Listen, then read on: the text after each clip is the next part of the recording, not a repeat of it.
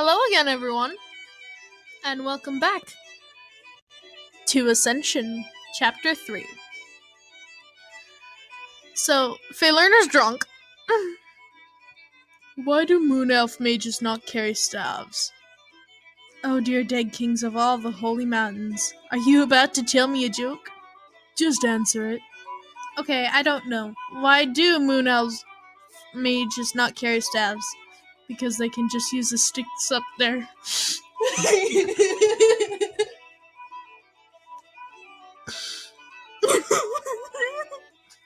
Go ahead, Feelern. Sticks up there what? Okay, this is where I slowly retreat. Considering he was drunk. I love the jokes that she puts in here. Hey, Sina, do you like the party so far? Yes, I likes big parties. Learning to use first person, I see. Yes, I want to lives in Aldous, I has to learn proper language. You're fine without the language. Your way of speaking was so cute. Is I not cute now? No, of course, no. Wait a minute. Did you just pull a spoiled princess on me? Way to go, kid. That was a fine move. I learns from Ida. No, absolutely not. No learning from Ida. Ida bad. No Ida. Aw, I love you too, honey. See that? I get no love around here. Sina, don't cry. I was only joking. No, Sina, I miss his father. Ida has family. I has family too, so I miss his father. Sina, sometimes because of certain reasons, unfair, stupid reasons, we need to be away from our parents. I know it sounds cruel and I know it hurts a lot. Oh. But sometimes it helps you find a new family, not necessarily to replace your old family, but to expand it to have an even larger one. New family. Be happy, Sina. Children are supposed to be happy. You know, 'cause she wasn't happy. No, Sina, you can't wear a corset like Ida. Moon elves and their sick fascination with magic. Okay. Let's talk to you in the corner. Why aren't you drinking, Cole? I don't drink on duty, Miss Ida. Why do you keep calling me Miss? You and Eridan both do it. It's weird. Eagles members, we are not all thugs. Most of you are. Miss Ida, we are all orphans. If you're lucky, you find yourself in an orphanage with shelter and food. But the unlucky ones, they live on the streets, finding their own food and places to sleep. The inns don't take street urchins, and the shop owners and everyone else just look the other way. And when everybody looks the other way, you look for a way out, any way out. So you either find yourself being trained as a knight, or a city guard, or, well... So how did you become a member? The leader before Diego, his name was Bryson. He found me, gave me a place to stay, food, clothes. He taught me how to fight. I was born blind, so it wasn't easy. Are all Calyx blind? No, they are not. It's actually believed in Calyx traditions that if you are born blind, you carry a terrible curse.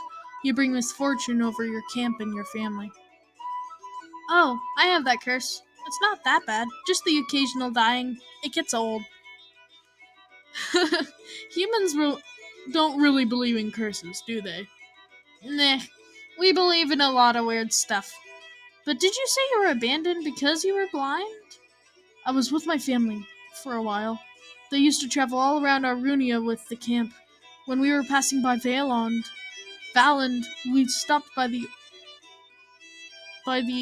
old river castle for a few days to hunt and trade food with the locals. I was 10 or 11, I think. I was sent to the forest to track down a herd of deer.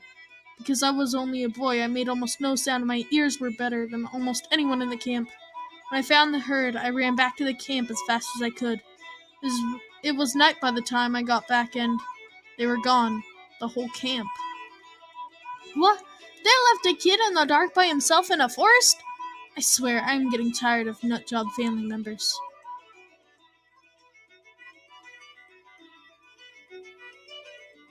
I thought I heard something. Pardon. No, I don't blame them. You shouldn't either. They were forced to abandon me. I know they never wanted to. I was relieved that they finally decided to leave me. I was sad, of course, but a little relieved too. There was a lot of pressure in the camp to get rid of me. Why couldn't your family just leave the camp with you? Calyx are. They can't live without their camp. Like deer, perhaps, they need their herd. We don't have a country. We live in traveling camps. We are nothing on our own. We find our identity in each other. In the camp, we are whole. Kind of like the Sun Elves? Well, they have a land and they value individual identity, but yes, I guess we are similar in our traditions. But I'm sure you have better things to do than learn about the Kalic history. Please! So you are crazy! Keep talking. I like listening to stories about different cultures, Cole. Plus, there is something about your voice. It's really beautiful when you talk. I really want to hear you more. I'm sorry, I didn't mean to sound like a creep. You don't sound like a creep, Miss Ida. Well, at least not right now. How? It's our voices. All Kaliks have special voices that awaken a certain mood in their listeners when they sing. That's why most of us are bards. When you are listening to a sad love song sung by a Kalik bard, there's a big chance you are going to cry. I'd love to hear you sing one day, Cole. It's me, flirting around, Miss Ida. Matilda Digret Stormbrow. That's a fancy name. Ha! Mine is nothing next to Alexander Theoden Morthill. Really, Xander? That's very lord-like. You are royalty. You should have an even fancier name. I'm not royalty, Till. I'm no one. Don't you have the same last name as King Kale? What was his full name? Oh, I know his full name. Kale Shittis Asterk von Douche. I know your full name, Ida. I could tell you if you wanted to know. Keep it to yourself, Diego. I don't want to know. I'm just Ida. I'll always be just Ida. As you wish, just Ida. It's a dad joke. He's not a daddy. Technically, he doesn't have the right to make a dad joke. I mean, everyone can make a dad joke, but he's trying too hard. I wanted to know who fell 9. Perhaps one day she will change her mind. I won't. I'm not a princess. I'm not royalty. Stop it. Ida? I'm sorry, I didn't mean to. Oh! I think that was it. That was the part where her eyes turned. Oh. We lost the cake! So I heard. My mom is freaking out. She doesn't show it, but clearly she's worried. She does look like a tough woman. Well, I have 4 older brothers. She's kind of had to be tough. Were they all born here too? Like you? Ha! No. They moved to Aldous when my oldest brother was 12. I was born 3 years later. I think he got the worst end of that bargain. It was hard for him to get used to the Moon Elven customs. I think it's hard for Moon Elves to get used to their own customs. Your brother had no chance.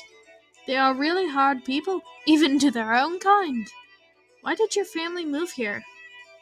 When Moon Elves find a new Everthium mine under Aldous, they needed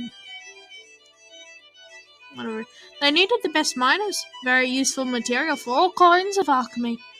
They recruited a bunch of miners from Dorgan because, Moon Elves. They wouldn't want to get their dresses dirty. Obviously, they were ready to pay really good money. That's why a lot of miner dwarves decided to move in here. Must have been hard for your family to leave behind friends, to find yourself in a new country full of different people. Well, not exactly. At that time, many dwarven families moved to Aldous to mine. So there's a street full of dwarven houses and shops here. We call it the Golden Road. We protect our own. I think the move was the hardest on dwarven women, though. Dwarves don't usually treat their women differently, but Moon Elves are exactly the opposite. They treat their women like items, which should not be done. Alright.